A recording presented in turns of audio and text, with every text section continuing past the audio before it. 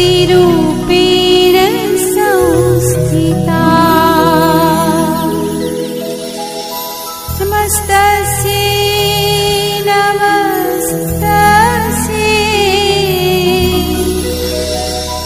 नमस्तस्यै नमो नमः। पाठ 8 લોકશાહી દેશમાં સંસદની ભૂમિકા। તો કે લોકશાહી દેશ છે એની અંદર સંસદની ભૂમિકા કેવી હોઈ શકે? તો કે સરકાર જે નિર્ણય લે છે એનું કાયદાનું પાલન કરવાની સત્તા કોણ આપે છે? આ પ્રશ્નનો જવાબ એ બાબત પર નિર્ભર કરશે કે દેશમાં કયા પ્રકારની સરકાર છે, કે દેશમાં જે સરકાર છે એ કયા પ્રકારની સરકાર રહેલી છે। લોકશાહીમાં લોકો સરકારને આ સત્તા આપે છે। લોકશાહીમાં લોકો શું કરે છે? તો સરકારને આ સત્તા આપે છે અને લોકો જે છે એ ચૂંટણીના માધ્યમથી શું કરે છે? તો કે સરકારની પસંદગી કરતા હોય છે। તેઓ પોતાની પસંદગીના નેતાને મત આપી ચૂંટે છે। તેઓ શું કરે છે? તો કે પોતાના જે પસંદગીના નેતા હોય એને મત આપી અને એને ચૂંટતા હોય છે। અને જો આ એકવાર ચૂંટાઈ ગયેલ વ્યક્તિ જે છે એટલે કે નેતા અને પ્રતિનિધિઓ એ કોણ બનાવે છે? તો કે સરકાર દ્વારા બનાવવામાં આવે છે। લોકશાહીમાં સરકારે પોતાના નિર્ણયો અને ભરેલા પગલાંનો આધાર બતાવવો પડે છે કે જે છે એ લોકશાહીની અંદર જે સરકારે પોતાના નિર્ણયો લીધેલા છે અને ભરેલા જે પગલાં છે એનો આધાર એને બતાવવો પડતો હોય છે। અને સ્પષ્ટતા પણ સાથે સાથે જે છે એ કરવી પડતી હોય છે કે જે સ્પષ્ટતા કેવી? તો કે બીજી સરકાર એવી પણ હોય છે કે જેને રાજાશાહી સરકાર તરીકે ઓળખવામાં આવે છે। હવે આ રાજાશાહી સરકાર છે એમાં રાજા અને રાણી પાસેથી જે નિર્ણય લેવામાં આવે એના દ્વારા જે છે એ સરકાર ચલાવવાની સત્તા હોય છે। કે એના પાસે શું હોય? તો કે સરકાર દ્વારા જે છે એ ચલાવવાની સત્તા રહેલી હોય છે। રાજા પાસે સલાહકારોના એક નાનો સમૂહ હોય છે। રાજા પાસે શું હોય છે? તો કે સલાહકારો જે છે એનો એક નમૂનો રહેલો હોય છે અને તેના દ્વારા શું થઈ શકે? તો કે તેના દ્વારા જે છે એ તેની મદદથી અથવા જુદા જુદા વિષયો ઉપર જે છે એ ચર્ચા થઈ શકે છે અને આ જે અંતિમ નિર્ણય લેવામાં આવે છે તો તેની જે સત્તા જે છે એ એની પાસે રહેલી હોય છે। હવે આ લોકશાહીની અંદર એક અગત્યનું લક્ષણ એ છે કે લોકશાહીની અંદર અગત્યનું લક્ષણ શું છે? તો કે સત્તા કોઈ એકાદ વ્યક્તિના હાથમાં નથી હોતી, કે સત્તા જે છે એ કોઈ એક અથવા અન્ય વ્યક્તિના હાથમાં નથી હોતી, એક કરતાં વધારે વ્યક્તિના હાથમાં જે છે એ સત્તા રહેલી હોય છે। તેમાં રાજ્યના સર્વ લોકોનું સર્વભૌમત્વ હોય છે। તેમાં જે રાજ્યના જે લોકો છે એમાં બધા જ લોકો, સર્વ લોકો એટલે બધા જ લોકોનું જે છે એ સર્વભૌમત્વ એટલે કે સર્વનું ભૌમત્વ રહેલું હોય છે। લોકો પોતે જ પોતાના ભાગ્ય વિધાતા બને છે। લોકો શું કરે છે? તો કે પોતે જ પોતાના શું બને છે? તો કે ભાગ્ય વિધાતા બનતા હોય છે।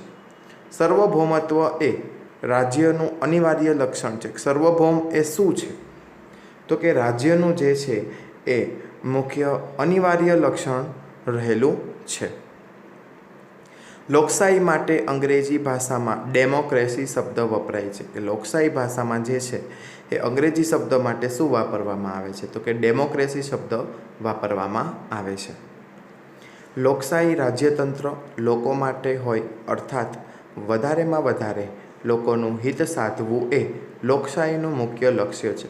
કે લોકશાહી વધારામાં વધારે કોના માટે હોય છે? તો કે લોકશાહી જે છે એ વધારામાં વધારે રાજ્યતંત્રના લોકો માટે હોય છે અને સાથે સાથે જે છે એ વધારાના લોકોનું હિત જળવાય એ લોકશાહીનું મુખ્ય લક્ષ્ય છે। કે કોઈ પણ કારણ જે હોય એ લક્ષ્ય આધારિત જોડાયેલું હોય છે। લોકશાહીનું સંચાલન લોકો પોતે જ કરે છે। કે લોકશાહીનું સંચાલન જે છે એ કોણ કરે છે? તો કે લોકો જે હોય છે એ પોતે જ કરતા હોય છે, કારણ કે રાજ્યતંત્રના સંચાલકો લોકોએ ચૂંટી કાઢેલા પ્રતિનિધિઓ જ હોય છે. કે રાજ્યતંત્રના જે સંચાલકો જે છે એ શું કરે છે તો કે જે લોકોએ ચૂંટી કાઢેલા જે છે પ્રતિનિધિઓ એ પોતે જ હોય છે. તમારે ત્યાં આપણે ઉદાહરણ લઈએ કે શાળાની પંચાયતની ચૂંટણી થતી હશે, કે આપણે જોઈ શકીએ છીએ કે ઘણી વખત શાળા પંચાયતની ચૂંટણી આપણે કરતા હોઈએ છીએ. તો તે જ રીતે તમારા વર્ગની મોનિટરની ચૂંટણી પણ થતી હશે, કે આપણે મોનિટરનીમાં હોય તો એની પણ ચૂંટણી થાય. ક્યારેક તમારા ક્લાસમાં કોઈ વિદ્યાર્થીની સીધી પસંદગી કરીને મોનિટર બનાવવામાં આવે અને મોનિટરની ચૂંટણી ન થાય, જેથી વર્ગમાં મોનિટર બનવા માગતા બીજા વિદ્યાર્થીઓને તક મળતી નથી, જેથી તેઓ નારાજગી વ્યક્ત કરે છે. કે આજે છે એ કોઈને મોનિટર બનાવવા માટે પણ જે છે એ ચૂંટણી કરવામાં આવતી હોય છે. અને આ જે છે ચૂંટણી જો ન કરવામાં આવે તો વર્ગમાં બીજા વ્યક્તિ જે છે એને લાભ મળતો નથી અને એ પોતે શું કરે છે તો કે નારાજગી વ્યક્ત કરતા હોય છે. શાળા પંચાયતની જેમ લોકશાહી સરકારમાં પણ પ્રતિનિધિઓ ચૂંટાય છે. કે શાળા પંચાયતમાં જેમ જેમ પ્રતિનિધિઓ ચૂંટવામાં આવે છે એમ લોકશાહી સરકારમાં પણ જે છે એ પ્રતિનિધિઓ ચૂંટવામાં આવે છે. ચૂંટણીમાં ચૂંટાયેલ બહુમતી ધરાવતા પક્ષના નેતાને પ્રધાનમંત્રી બનાવવામાં આવે છે, એટલે કે વડાપ્રધાન બનાવવામાં આવે છે. કે ચૂંટણીની અંદર જે ચૂંટાયેલા હોય છે એની બહુમતી ધરાવતા કે સૌથી વધારે મત ધરાવતા જે પક્ષના નેતા હોય તેને પ્રધાનમંત્રી તરીકે ઓળખવામાં આવે છે. હવે આ વડાપ્રધાન જે છે એ જુદા જુદા ચૂંટાયેલા પ્રતિનિધિઓમાંથી પસંદગી કરી તેઓનું પ્રધાનમંડળ રચી તેમના જુદા જુદા ખાતાઓની સોંપણી કરે છે. કે આ વડાપ્રધાન જે છે એ શું કરે તો કે જુદા જુદા ચૂંટાયેલા પ્રતિનિધિઓ હોય એમાંથી એ સંસદ સભ્યોમાંથી પસંદ કરે છે અને તેઓનું પ્રધાનમંડળ રચે છે અને ત્યારબાદ શું કરે છે તો કે અલગ અલગ પ્રકારના જે ખાતા હોય છે એની એ સોંપણી કરતા હોય છે.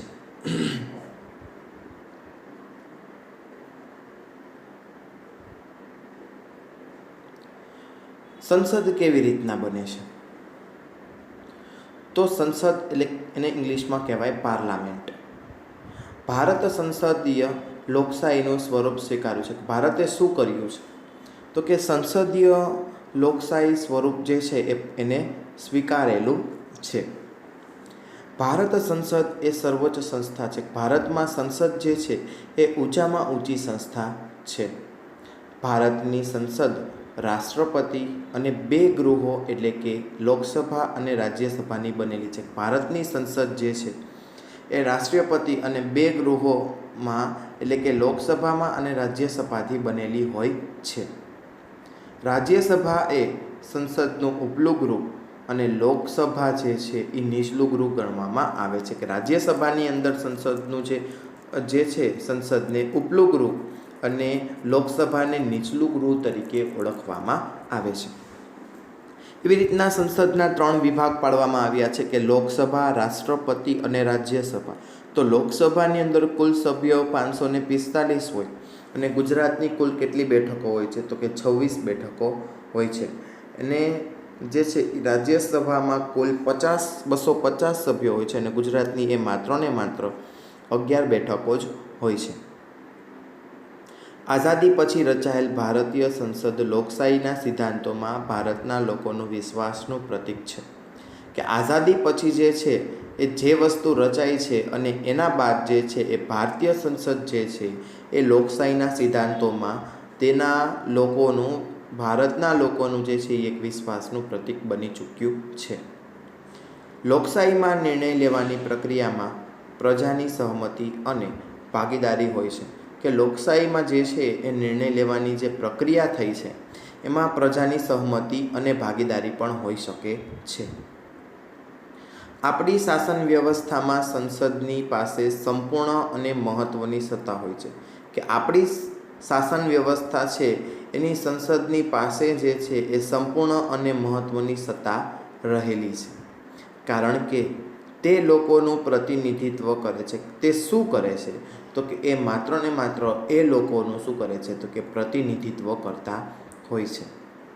તો સંસદ કેવા કાર્ય કરી શકે, તો કે સરકાર પર વિવિધ રીતે નિયંત્રણ રાખવું અને ઉત્તરદાયી રાખવી. કે સરકાર પર વિવિધ રીતે શું રાખવામાં આવે છે, તો કે નિયંત્રણ રાખવામાં આવે છે અને તેને ઉત્તર પણ પ્રત્યુત્તર જે છે એ યોગ્ય આપવામાં આવે છે.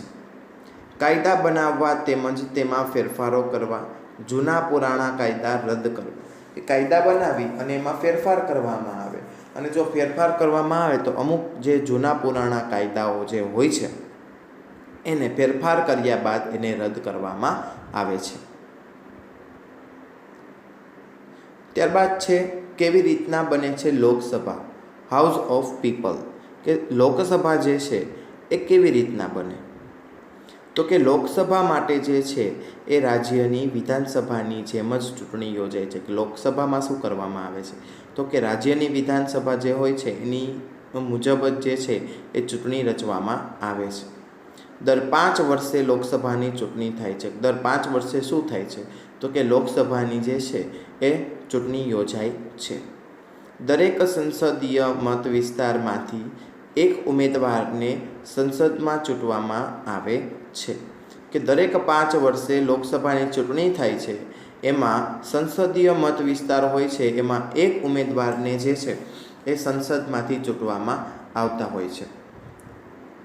ચૂંટણી લડતા ઉમેદવારો માટે મોટા ભાગે જુદા જુદા રાજકીય પક્ષના સભ્ય હોય છે. કે જે ચૂંટણી લડે છે એના ઉમેદવારો જે છે એ મોટા ભાગે જે જુદા જુદા રાજકીય પક્ષના નેતા જે છે એ પક્ષના સભ્ય હોય છે.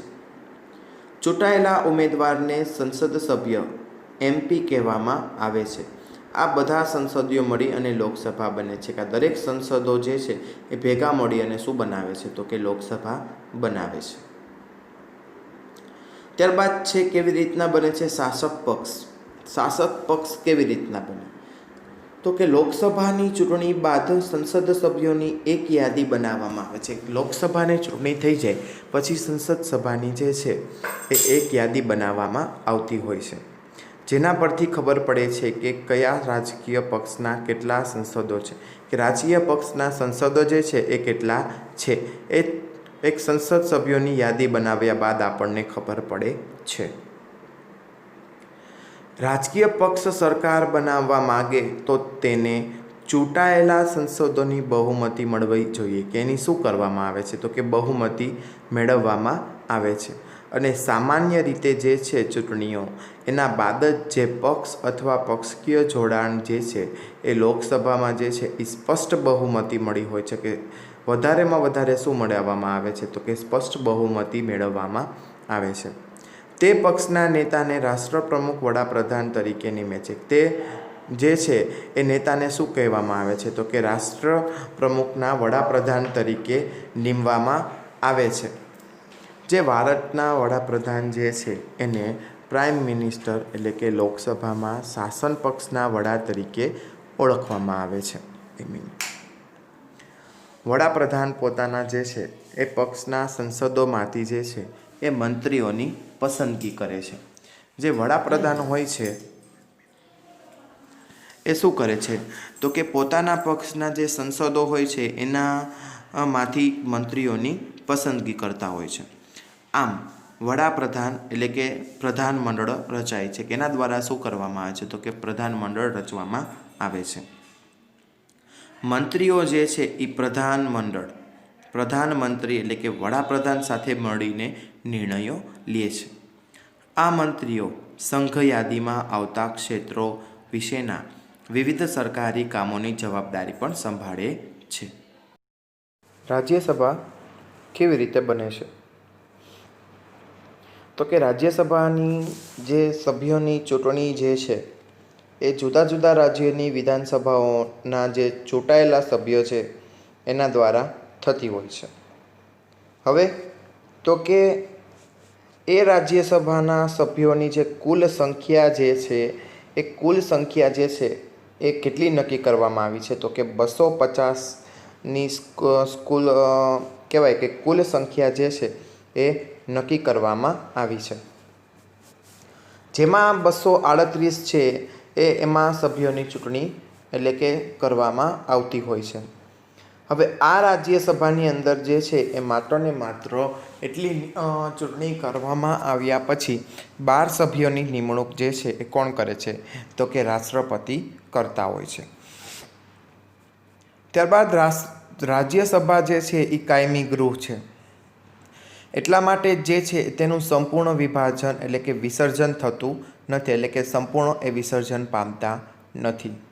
દર 2 વર્ષે એના 3 ભાગના સભ્યો નિવૃત્ત થાય છે. દર 2 વર્ષે શું થાય છે? તો કે એના 3 ભાગના જે સભ્યો છે એ નિવૃત્તિ લે છે અને તેટલા જ સભ્યોની ચૂંટણી કરવામાં, કે જેટલા નિવૃત્ત થાય એના સામે જે છે એના એટલા સભ્યોની ચૂંટણી કરવામાં આવતી હોય છે. રાજ્યસભા દેશના રાજ્યનું પ્રતિનિધિત્વ વ્યક્ત કરે છે. રાજ્યસભા શું કરે છે? તો કે દેશના જે રાજ્ય છે એનું પ્રતિનિધિત્વ વ્યક્ત કરે છે અને રાજ્યસભામાં જે છે એ ખરડો રજૂ કરી શકે છે, એટલે કે થઈ પણ શકે છે. કોઈ ખરડાને કાયદાના રૂપમાં લાગુ કરતા પહેલાં રાજ્યસભાની મંજૂરી જરૂરી છે. કોઈ ખરડો જે હોય છે એને જો કાયદાના રૂપમાં લાવવો હોય તો એના પહેલાં જે છે એ રાજ્યસભાની મંજૂરી ખૂબ જ જરૂરી છે. સંસદનું આ ગૃહ લોકસભાએ બનાવેલા કાયદાની સમીક્ષા કરે છે. સંસદનું જે આ ગૃહ છે એ લોકસભાએ બનાવેલા જે કાયદા જે છે એની એ સમીક્ષા કરે છે. આમ રાજ્યસભાની ભૂમિકા મહત્ત્વની છે. જે રાજ્યસભાની ભૂમિકા છે એ ખૂબ જ મહત્ત્વની છે. રાજ્યસભાનું સંચાલન કરનારે શું કરવાનું થાય? તો કે એ જે છે એ સભાપતિ કહેવામાં આવે છે અને એ હોદ્દાના રૂએ જે રાષ્ટ્રપતિ હોય છે એ રાજ્યસભાના સભાપતિ બનતા હોય છે. જ્યારે સંસદનું સત્ર ચાલતું હોય ત્યારે અમુક વખતે પ્રશ્નોત્તરીનો સમય હોય છે. ત્યારે કોઈ ચોક્કસ સમય જે છે એ એની પાછળ નક્કી કરવામાં આવતો હોય છે, જેના માધ્યમથી સંસદ સભ્ય સરકારના કામકાજ વિશે જાણકારી પ્રાપ્ત કરે છે. જેના માધ્યમથી સંસદ સભ્ય શું કરશે? તો કે સરકારના જે કામકાજો છે એના વિશે જે છે એ ઊંડાણપૂર્વક જાણકારી પ્રાપ્ત કરશે. તેના થકી જે છે એ સંસદ જે છે એ કારોબારીને નિયંત્રણમાં પણ રાખતા હોય છે. કારોબારીને શું કરશે? તો કે એ નિયંત્રણમાં રાખશે. પ્રશ્નોના માધ્યમથી સરકારનું તેની ખામીઓ પ્રત્યે ધ્યાન દોરે છે. આ જે પ્રશ્નોના માધ્યમ છે એ સરકાર શું કરશે? તો કે તેની વિવિધ ખામીઓની પ્રત્યે જે છે એ ધ્યાન દોરશે.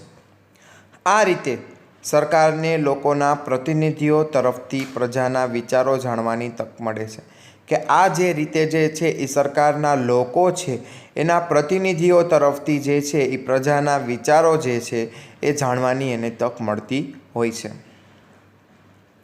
સરકારને સવાલ પૂછવા એ સંસદ સભ્યની મહત્ત્વની જવાબદારી છે.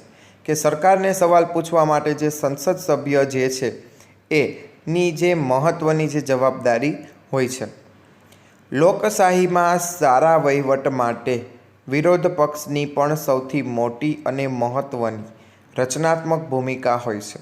કે લોકશાહીમાં સારા વહીવટ માટે અને વિરોધ પક્ષની પણ સૌથી મોટી અને મહત્ત્વની રચનાત્મક જે ભૂમિકા જે હોય છે એ લોકશાહીના સારા વહીવટ માટે થતી જોવા મળે છે.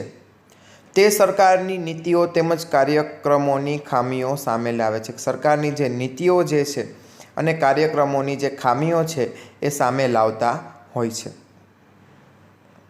લોકસભાનું સંચાલન કરનારને અધ્યક્ષ કહે છે, કે સ્પીકર તરીકે ઓળખવામાં આવે છે. કે લોકસભાનું જે સંચાલન કરે છે એને અધ્યક્ષ તરીકે ઓળખવામાં આવે છે.